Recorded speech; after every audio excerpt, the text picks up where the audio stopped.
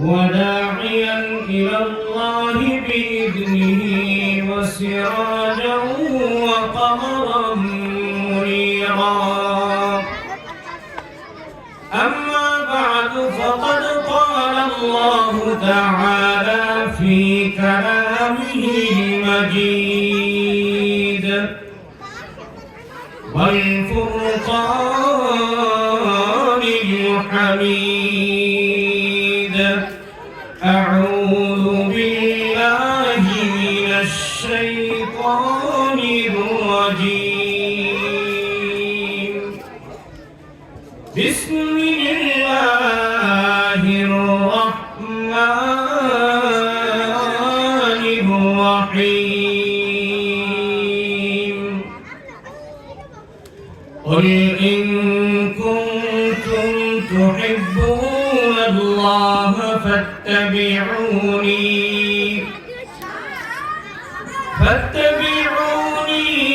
يحببكم الله ويغفر لكم ذنوبكم والله غفور رحيم. وقال رسول الله صلى الله عليه وسلم: من أحب سنتي فقد أحبني ومن أحبني كان معي في الجنة، أو كما قال النبي صلى الله عليه وسلم। तो को जाओ सुन्नत अहमद को जाओ, तो को जाओ सुन्नत अहमद को जाओ। बा मुहम्मद कई बुअद निस्बत तुरा, तो को जाओ सुन्नत अहमद को जाओ। बा मुहम्मद कई बुअद निस्बत तुरा।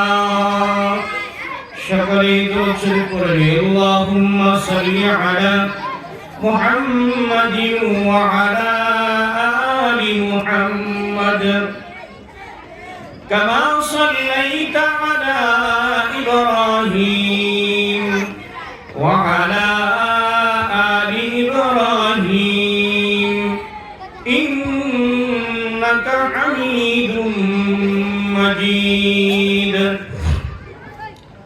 अल्लाहुम्मा बारिक अला मुहम्मद व अला आलि मुहम्मद कमा बारकता अला इब्राहीम व अला आलि इब्राहीम इन्नका हमीदुम मजीद। अल्हम्दुलिल्लाह। दारुन नाजात हिफ्जुल कुरआन মাদ্রাসা একদিন ব্যাপী ইসলামী মহাসম্মেলনের আয়োজন। সকলেই দোয়া করি আল্লাহ তাআলা যেন এই মহতী জলসা, এই ইসলামী মহাসম্মেলনকে যেন আল্লাহ তাআলা কবুল করে নেন। সবাই জোরে সোরে বলি আমিন। আরো জোরে আওয়াজ দেয়া বলি আমিন। এবং আল্লাহ তাআলা যেন এই দারুন নাজাত হিফজুল কোরআন মাদ্রাসাকে কিয়ামত পর্যন্ত যেন কবুল করেন, কায়েম ও দায়েম রাখেন, সেজন্য আমরা সবাই দোয়া করি। জোরে বলেন আমিন। এই দারুন নাজাত হিফজুল কোরআন মাদ্রাসা, এই মাদ্রাসার উদ্যোগে একদিন ব্যাপী ইসলামী মহাসম্মেলনের আয়োজন করা হয়েছে। প্রথম পর্ব মাগরিব থেকে নিয়ে এশা পর্যন্ত ছিল। তা আপনারা যারা বসেছিলেন ধারাবাহিকভাবে আলোচনা শুনছেন, মাশাআল্লাহ, তাদেরকে মাশাআল্লাহ। কিন্তু দ্বিতীয় পর্ব শুরু হয়েছে এশারের নামাজের পরে। উলামায়ে কেরাম দীর্ঘ রাত পর্যন্ত আলোচনা করবেন।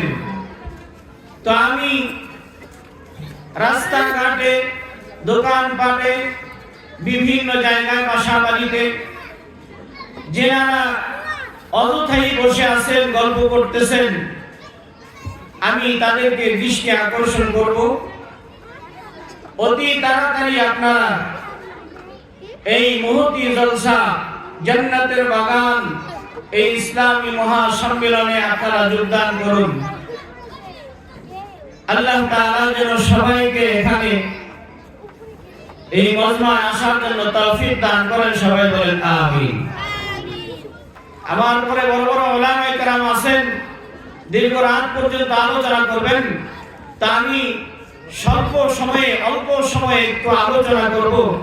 আল্লাহ তাআলা যদি তৌফিক এনায়েত করেন, কুরআনুল কারীম থেকে ছোট্ট একটি আয়াত তিলাওয়াত করেছি এবং নবী করিম সাল্লাল্লাহু আলাইহি ওয়াসাল্লামের অসংখ্য অগণিত হাদিস মুবারক থেকে ছোট্ট একটি হাদিস মুবারক তিলাওয়াত করেছি। আল্লাহ তাআলা যদি তৌফিক এনায়েত করেন, তাহলে এই আয়াত এবং হাদিসের বিষয়ে সার সংক্ষেপ কিছু আলোচনা করতে চাই। আল্লাহ তাআলা যদি তৌফিক এনায়েত করেন, ওয়া তৌফিক ইল্লা বিল্লাহ। কুরআনুল কারীম থেকে আমি যে আয়াতটি তিলাওয়াত করেছি, আল্লাহ রাব্বুল আলামিন বলেন, বিসমিল্লাহির রহমানির রহিম, কুল ইন কুনতুম তুহিব্বুনাল্লাহ ফাত্তাবিউনি ইউহিব্বুকুমুল্লাহ ওয়া ইয়াগফির লাকুম যুনুবাকুম ওয়াল্লাহু গফুরুর রহিম। আল্লাহ রাব্বুল আলামিন বলেন, কুল, হে নবী আপনি বলে দেন, ইন কুনতুম তুহিব্বুনাল্লাহ, আপনার উম্মতের ভিতরে যারা আমাকে ভালোবাসতে চায়, আমাকে যারা মুহাব্বত করতে চায়, ফাত্তাবিউনি ইউহিব্বুকুমুল্লাহ, তারা যেন আপনি নবীর অনুকরণ করে। আল্লাহ রাব্বুল আলামিন কুরআনুল কারীমে বলেন, আমি আল্লাহ রাব্বুল আলামিনকে যারা ভালোবাসতে চায়, তারা যেন আপনি নবীকে মুহাব্বত করে, আপনি নবীকে ভালোবাসে, আপনার অনুসরণ যেন করে। ওয়ায়াগফির লাকুম যুনুবাকুম ওয়াল্লাহু গফুরুর রহিম। দিবেন জোরে বলেন সুবহানাল্লাহ। এজন্য আল্লাহ রাব্বুল আলামিনকে যদি আমরা মুহাব্বত করতে চাই, ভালোবাসতে চাই, তাহলে আগে অনুসরণ করতে হবে কার? জোরে বলেন কার? রাসূলের অনুকরণ করতে হবে। এখন আজকে একদল বের হয়েছে, রাসূলের অনুসরণ ছাড়াই তারা আল্লাহকে পাইতে চায়। এখন তো আখিরি জামানা, দলের শেষ নাই। কেউ আহলুল কোরআন হাদিস মানে না, কেউ আহলে হাদিস, তাদের কাছে অন্য কিছু নাই, শুধু হাদিস মানে। কেউ তো কিছুই মানে না, দলের শেষ নাই। এখন সব হলো শয়তানের চক্রান্ত। শয়তান সরাসরি শয়তান মানুষের সূরত ধরে তো আসে না, মিনাল জিন্নাতি ওয়ান নাস, মানুষ শয়তানের কথা আল্লাহ তাআলা বলেন। তো শয়তান মানুষের রূপ ধরে মানুষের উপরে আসর করে ভালো মানুষদেরকে ধোঁকা দিতে থাকে। সুতরাং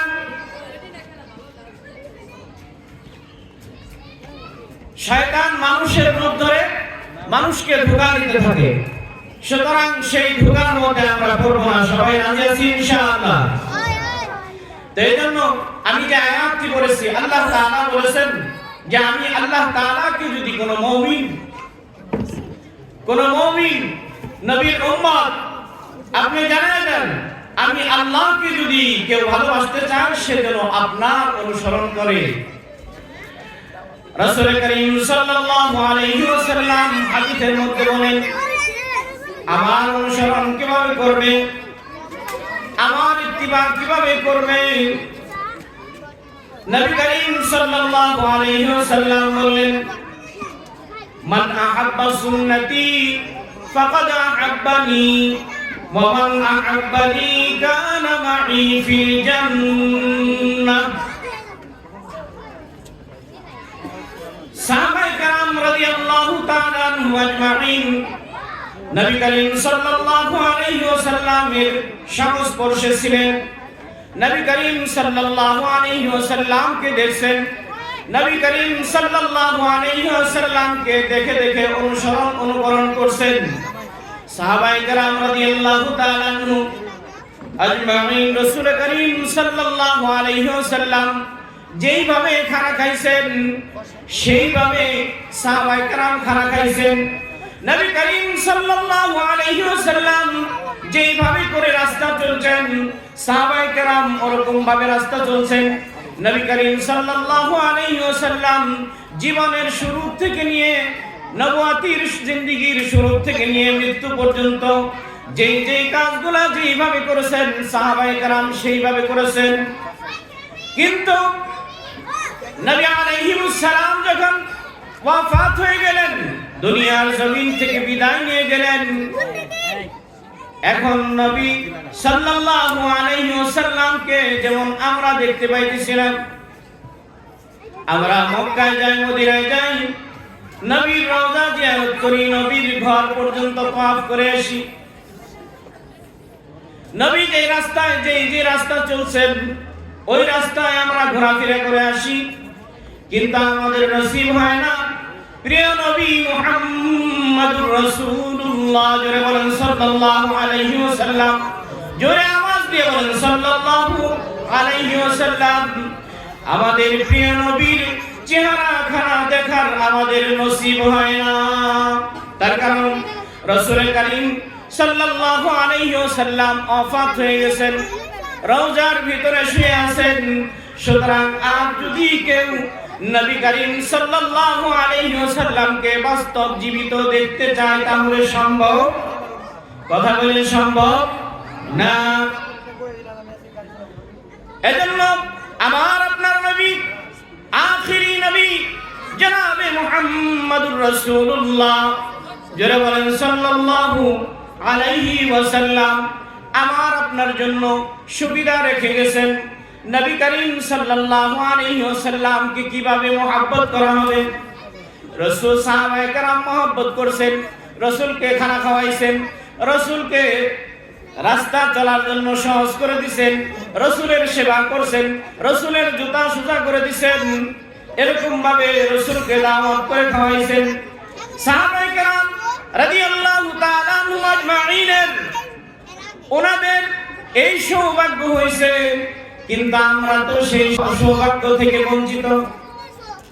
যে কারণে নবী করিম সাল্লাল্লাহু আলাইহি ওয়াসাল্লাম বলেন, মান আহাব্বা সুন্নতি ফাকাদ আহাব্বানি ওয়া মান আহাব্বানি কানা মা'i ফিল জান্নাহ।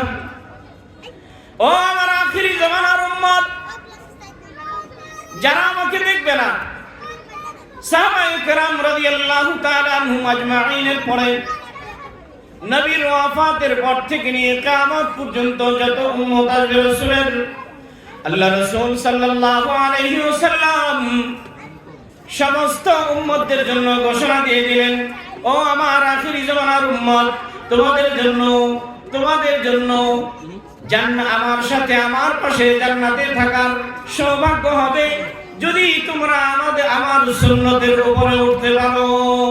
নবী করিম সাল্লাল্লাহু আলাইহি ওয়াসাল্লাম আমাদের জন্য সুন্নত রেখে গেলেন। রাসূল করিম সাল্লাল্লাহু আলাইহি ওয়াসাল্লামের জীবদ্দশায় যত গুনাহ কাজ যেইভাবে করেছেন, তার মানে রাসূল করিম সাল্লাল্লাহু আলাইহি ওয়াসাল্লাম আমাদের মতোই মানুষ ছিলেন। কিন্তু আজকে ধোঁকাবাজরা কিছু ধোঁকাবাজ আছে কয় নূরের তৈরি অন্য কিছু, কিন্তু আমরা কি মানব? রাসূল করিম সাল্লাল্লাহু আলাইহি ওয়াসাল্লামকে আল্লাহ তাআলা মানুষ হিসেবে পাঠিয়েছেন, কিন্তু আমাদের থেকে ফরক হলো, পয়গম্বরদের ফরক, নবীদের ফরক হলো, তিনাদের কাছে ওহী আসতো, আমাদের কাছে ওহী আসে না। তাদেরকে আল্লাহ তাআলা পয়গম্বর হিসেবে নির্বাচন করেছেন, আমাদেরকে পয়গম্বর না উম্মত হিসেবে নির্বাচন করেছেন। সুতরাং নবী করিম সাল্লাল্লাহু আলাইহি ওয়াসাল্লাম আমাদের জন্য অপশন রেখে গেলেন। সাহাবায়ে কেরাম যে সৌভাগ্য লাভ করবে, আমরাও পারবো। আখিরি জামানার উম্মত কিয়ামতের আগ মুহূর্তেও নবীর কোন উম্মত যদি আল্লাহ রাসূল সাল্লাল্লাহু আলাইহি ওয়াসাল্লামের সুন্নতের উপরে উঠতে পারে, সুন্নতের ইত্তিবা করতে পারে, তাহলে নবী করিম সাল্লাল্লাহু আলাইহি ওয়াসাল্লাম বলবেন সে আমার সাথে জান্নাতে থাকবে। জোরে বলেন সুবহানাল্লাহ। কি ব্যাপার, আওয়াজ নাই? জোরে বলেন সুবহানাল্লাহ। পিছনের ভাইরা সামনে আসি, একটু সামনে আগে আসি। পিছনে যে সমস্ত লোক আছে ওনাদেরকে বসার জন্য সুযোগ দিয়ে দেন। এজন্য সুন্নতের উপরে আমাদেরকে উঠতে হবে। যদি নবী করিম সাল্লাল্লাহু আলাইহি ওয়াসাল্লামের সাথে জান্নাতে যেতে চাই, জান্নাতে থাকতে চাই, তো সুন্নত কি? রাসূল করিম সাল্লাল্লাহু আলাইহি ওয়াসাল্লাম জীবনের শুরু থেকে যত কাজ করেছেন, আমরা যেমন খানা খাই, রাসূল করিম সাল্লাল্লাহু আলাইহি ওয়াসাল্লাম খানা খেয়েছেন। আমরা যেমন ঘুমাই, নবী করিম সাল্লাল্লাহু আলাইহি ওয়াসাল্লাম ঘুমাইছেন। কিন্তু এই ঘুমের ভিতরে সুন্নত আছে। সেই সুন্নতগুলো কোথায় শেখানো হয়? প্রাইমারি স্কুলে।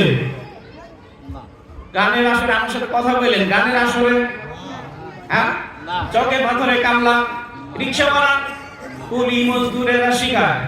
বলেন তো কোথায় শিখায়? কোথায় শিখায়? মাদ্রাসায় শিক্ষা হয়।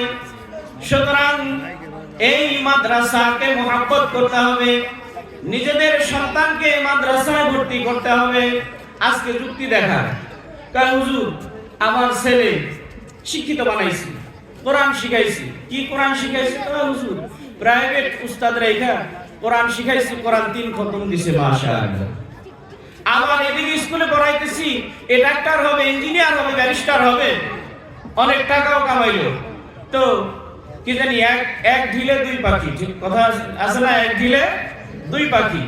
কাই আরবিও শিখাইছে হুজুর, এরপরে বড় ইংরেজি শিক্ষিত হয়ে গেল। কিন্তু অবস্থা কি? যদি কোরআনুল কারীম জিজ্ঞাসা করা হয়, সে কোরআনুল কারীমের তেলাওয়াতের এমন অবস্থা যে কোনো কিছুই তার ঠিক নাই, কোনো কিছুই ঠিক নাই। আর ওই সমস্ত লোকেরা এটাই মনে করে যে মোল্লা মৌলবীরা এই যে 12-14 বছর লেখাপড়া করে শুধুমাত্র কোরআনুল কারীমের তিলাওয়াতটাই শিখে। কিন্তু এর ভিতরে যে আল্লাহ তাআলা এত পরিমাণ ইলম রেখেছেন, 12-14 বছর ওরা শুধু কোরআন তিলাওয়াত শিখে, হ্যাঁ, হাজার হাজার কিতাব, হাজার হাজার মাসলার কিতাব, হাদিসের কিতাব এগুলো পড়ানো হয়। সেগুলোর খবর নাই আজকে মুসলমান, ওগুলো বুঝেও না, শুধু বলে যে কোরআন শরীফ মুখস্থ করে আর হুজুরা খায়, দাওয়াত খায় আর ঘুমায়। এই হলো মুসলমানের ভূত না। কওমি মাদ্রাসায়, এই মাদ্রাসাগুলোতে ঘোরাফেরা করতে হবে আমাদেরকে। মাদ্রাসার ভিতরে আমাদেরকে যেতে হবে, ওখানে কি আছে?